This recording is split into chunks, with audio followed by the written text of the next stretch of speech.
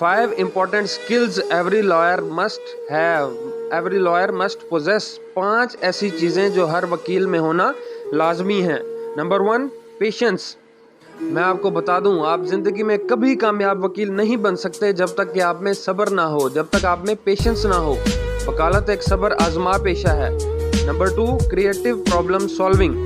Problems تو ہر کوئی solve کر سکتا ہے پر آپ کا طریقہ مختلف ہونا چاہیے. Your way of problem solving should be different. Innovative problem solutions نکالنے کے لیے آپ کو انوویٹو تھاٹس چاہیے ہوں گی. You should not be a beaten tracker.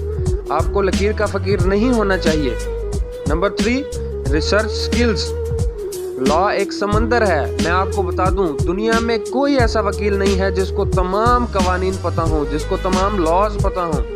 تو جب بھی آپ اپنا کیس تیار کریں, اپنا بریف تیار کریں تو آپ لائبریری میں جائیں, تمام بکس چھان ماریں, پاکستان لا سائٹ پہ سرچ کریں. آپ کو لا آف پریپوزیشن پہ عبور حاصل ہونا چاہیے. Number 4 communication skills.